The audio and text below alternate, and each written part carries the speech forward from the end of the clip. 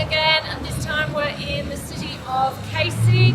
We're down here at Tooradin village. It's one of the coastal locations in the city of Casey, and lots of people come visit here, stop here on the way to Phillip Island. It's a great little spot, and it's also right at the top of Western Port. Western Port is a really important marine environment that people don't know as much about as Port Phillip Bay. So today we're just going to have a look at a couple of spots and also think about those issues that are affecting marine environments.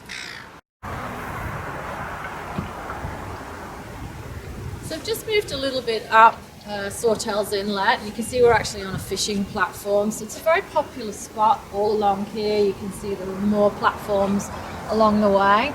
Inlets are fantastic environments in their own. They're freshwater, obviously, and obviously with people coming along here and fishing, there is opportunities for their litter. We'll get fishing line, we'll have cigarette butts, we'll have single-use plastics that maybe people have brought along, and we'll go and have a little wander in a minute and see what we can find along the riverbank. This flows directly into Western Port, so anything that enters Sawtells Inlet, and it does meander its way through the land for several kilometres, is going to end up in Western Port. It's going to impact the marine environment out there, and it's an incredibly important marine environment. It's very special.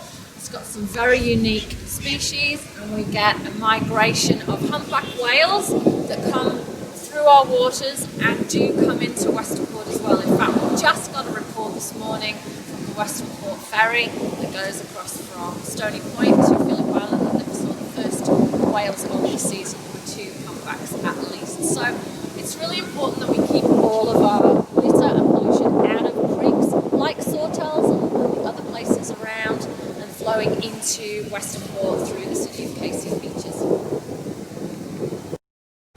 So this is a really great idea, and it's been going for a while. This is for putting your old fishing line. We know that, obviously fishing line gets broken or sometimes needs cutting, and rather than just letting it just blow away or discard it, we've got to seal the loop from the Zoos Victoria campaign to keep fishing line out of the water. We walk a little bit along here. It's obviously a spot where people probably maybe launch a kayak or something, or come and sit, and there's cigarette butts on the grass. Bright red bottle top over here, and a bunch more cigarette butts around. And what's really sad about this is not only is this obviously a really beautiful spot for people to come and enjoy the view, but there's actually a bin just across the way, and it really wouldn't take too much effort for people to actually put their rubbish in the bin and prevent it from going into our environment.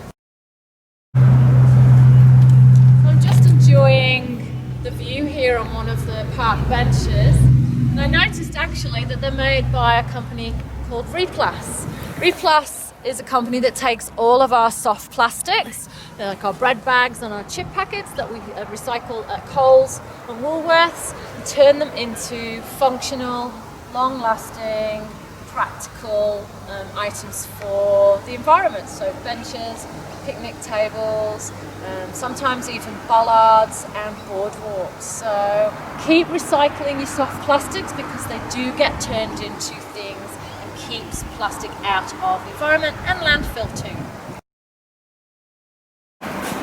Crossed over the road, and we're now on the ocean side of Sawtells Inlet. You can see how much wider it is. It's opening up as it makes its way down into Western Port Bay. And you can start to see the edge of the mangroves, which is what Western Port is pretty well known for up here in the northern part, and we'll cross to go and have a look at some a little bit closer in a minute. Water's flowing out from the creek down into Western Port Bay.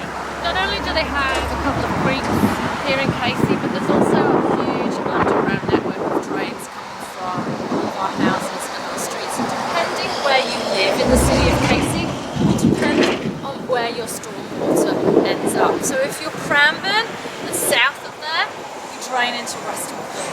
And if you're north of Cranbourne and up towards Narre Warren, Dover Hills and those suburbs, your stormwater drains into Port Phillip Bay. So you're one of the council areas that has that unique position of affecting both marine environments.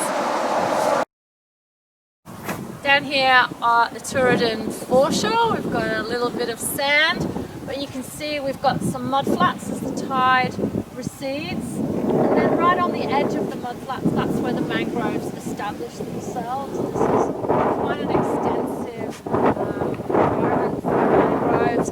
They're a massive habitat, both underwater and in the air. So birds roost in them. But down below, when the tide comes, they are a huge breeding ground, a nursery for many of the small fish species. And also in the mud, there are heaps of the mollusks and the crustaceans that a lot of the birds feed on. And then what we've got here are little remnants of a salt marsh. So salt marshes will establish themselves behind mangroves, and they're a really important part of the environment too. And they need the protection of the mangroves for them to survive, because they don't like being covered twice a day by the tide. The mangroves can cope with that, but the salt marshes only like it several times a month.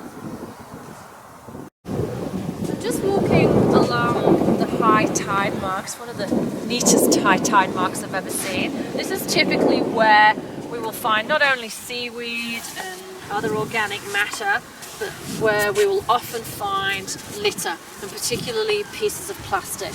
Having said that, I cannot see any evidence along here of that kind of thing. And I think it's worth remembering probably that any litter that does flow from the land down the creeks out to Westerport is taken further down, probably out into Bass Strait. So the litter doesn't stay localised.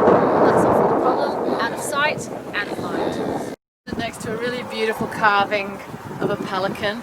It's my absolute favourite bird of all time, and Tooradin's really known for pelicans coming in. They'll come in when the tide's in, or when people have been fishing and they've got, you know, remnants of fish that they might feed to them. There's none here at the moment, unfortunately. We do have a few other of the seabirds here, and it's worth remembering too that when we think about litter in the ocean, marine seabirds are disproportionately affected by entanglements from fishing line and things wrapped around their necks, and from ingesting plastic as well. It's estimated up to 1 million seabirds globally around the world die because of the effects of litter pollution. So for my friend here and all his live comrades, please put your rubbish in the bin. Tooradin all morning, and Tooradin Primary is one of our ISIC Marine Ambassador schools, where we run a program for environmental leaders in grade 5 or 6 to change the behaviours of their school community for the better of the planet, looking at, you know, sustainable practices and just being much more aware of our impacts on the marine environment. If you are a teacher or know somebody who works at a school and they would like to be involved, please get in touch. We'd love to have more schools as part of our program. You can jump on our website, call our office, or send us an email, and we look forward to seeing you.